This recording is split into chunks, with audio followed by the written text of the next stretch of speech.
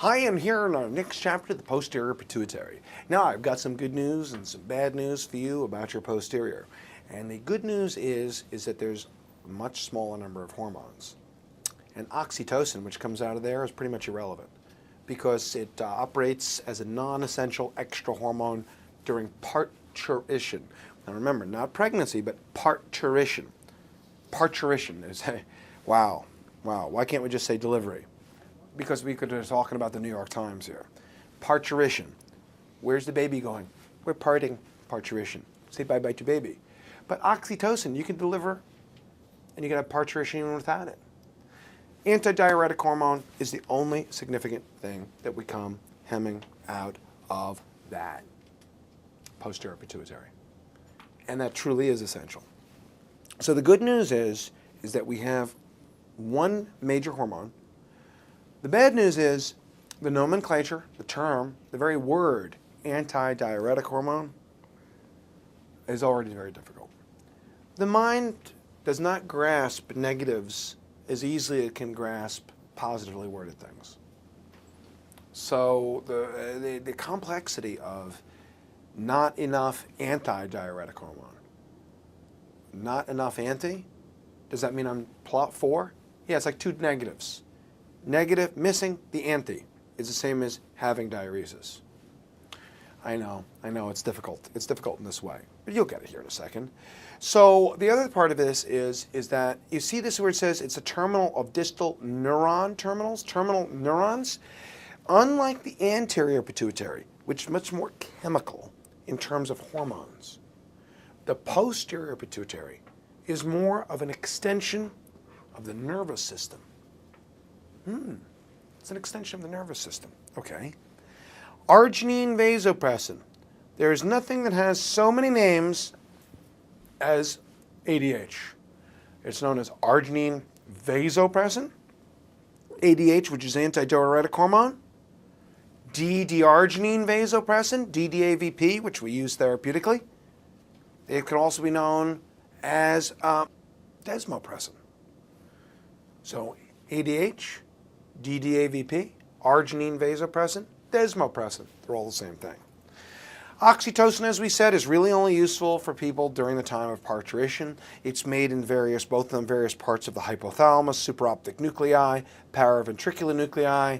I have never been quite clear what benefit is to make us memorize these names, but they're made up in these areas, and then they travel down and get stored in the posterior. And the major thing is this: water.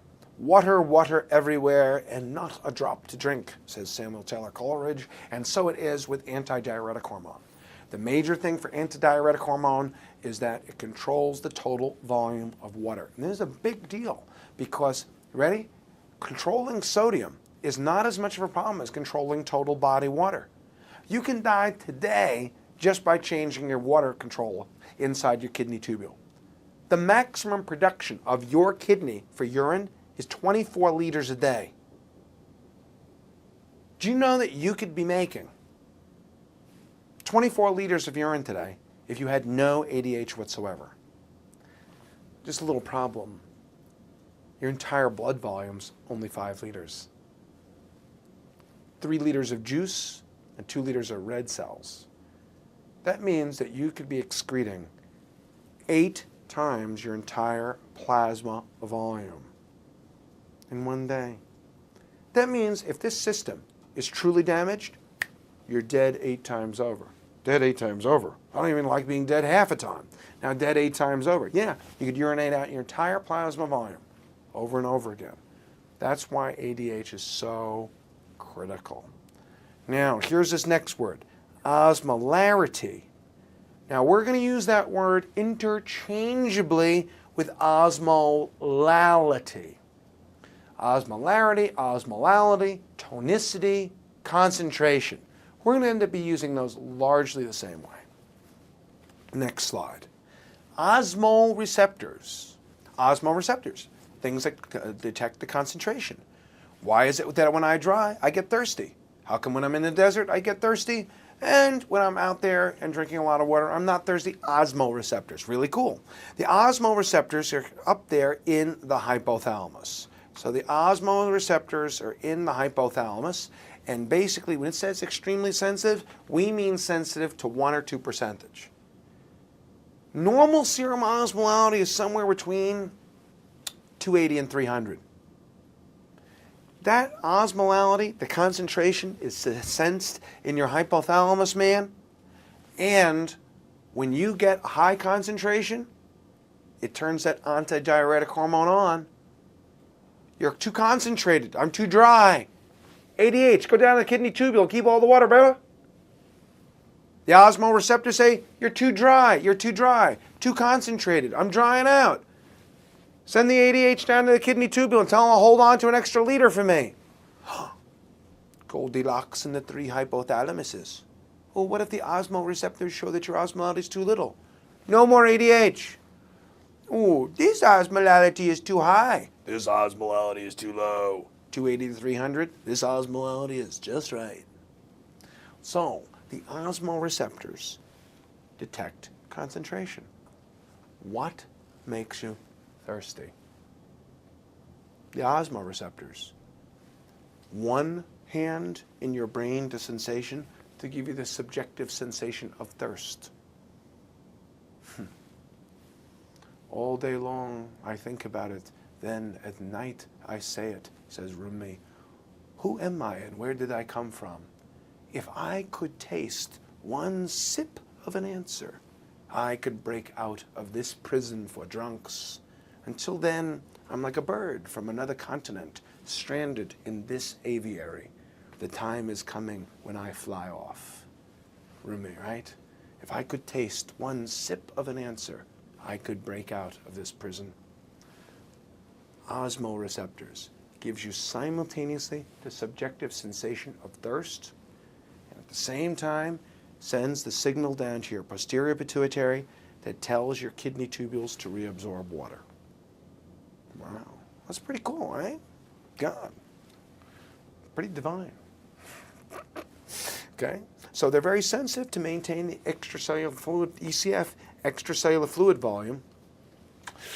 I am not going to do a lot here about talking about extracellular, intracellular, because for this chapter, every time we say extracellular fluid osmolality, we mean intracellular fluid osmolality. They're pretty much interchangeable. Because in this chapter, although extracellular fluid volume is much less than intracellular, in terms of osmolality, everything's going to change in the same direction here, so we can actually use those interchangeably to make life a lot easier for us. So here when we say, well, your ECF osmolality is going too high, send the ADH to retain water. Well, although it's the ECF that's detected, the changes go in the same direction for intracellular and extracellular.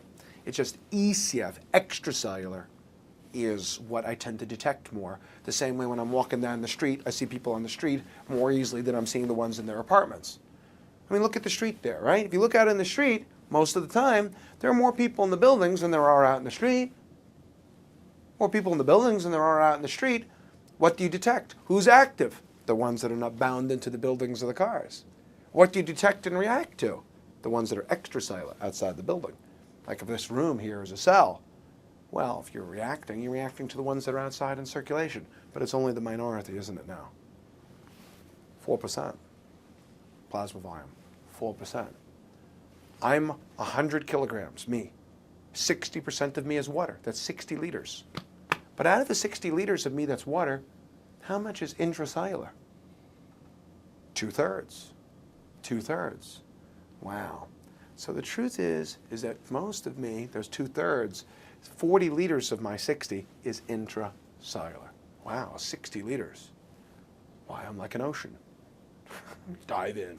There it is. So the circulating volume that the osmoreceptors pick up is extracellular fluid, which is the minority. Now, the second bullet point here about resetting of the osmoreceptor. Resetting the osmoreceptor downward in pregnancy. Man, what does that mean? Do you speak the English language? What the hell does that mean? What that means is that if your normal range is 280 to 300, we want the normal range to be lower in pregnancy. Why?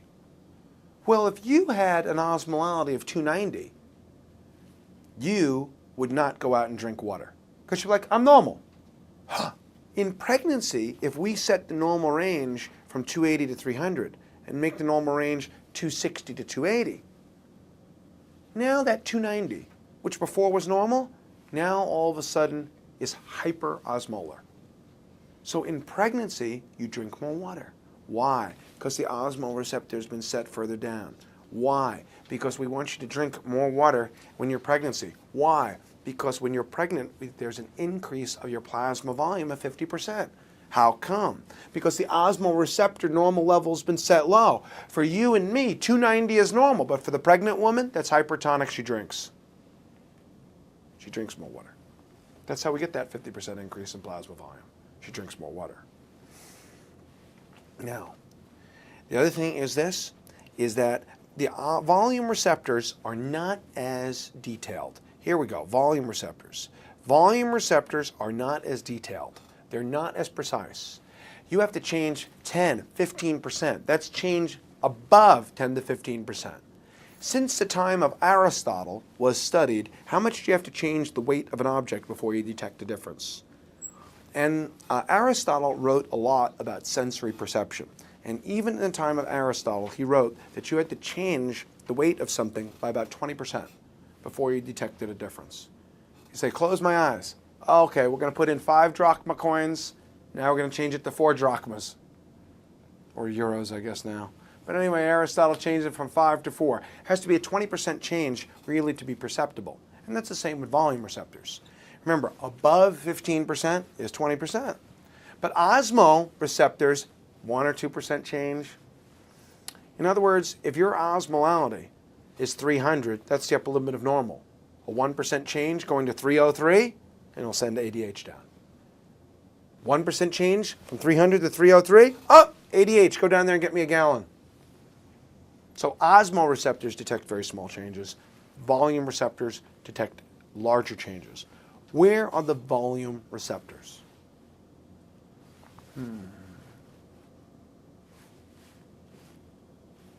Oh yeah, there. Oh yeah, there.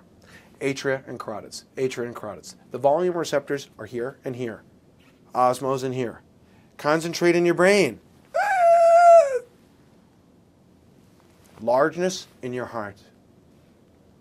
Volume, largeness is detected in the heart. Largeness is detected in the heart and concentration in the brain. I would while away the flowers, concentrating with the flowers. If I only had ADH, I would increase free water absorption. Yes, that's right. Concentrate in the brain, largeness is in the heart. Next slide. Oh, there we go. We get a picture of the same thing. There it is, osmoreceptors there. What are they pointing to? There, that dot. Yeah, the point is it's in the hypothalamus, okay? And then when you have increased osmolality, you get more ADH, and the ADH goes down to your kidney tubules and make you retain free water. If you detect less osmolality, oh, you're too overloaded. You shut off the ADH. You ready? If you drink a ton of water or liquid, it will shut off the ADH and you'll urinate. Another way of saying it, is that saying that it inhibits the ADH? You could think of it that way. It decreases it. That's why when you go out drinking a lot of beer, you urinate the beer volume and extra. Alcohol inhibits antidiuretic hormone. That's why when you drink a lot, you get a hangover. Why? It inhibits anti-diuretic hormone. You diurese, makes your volume depleted. That's why when you drink beer, you urinate out all the volume of the beer and more. Hence the phrase, you do not buy the beer,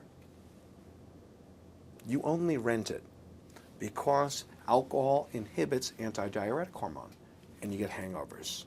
See? That would be my form of USMLE. Okay? USMLE teacher in his 40s comes in tremendously hungover. He's got a headache and bright lights are bothering his eyes. Which of the following is the most likely mechanism? Alcohol inhibiting ADH release from the hypothalamus. alcohol inhibiting ADH synthesis and release from the hypothalamus.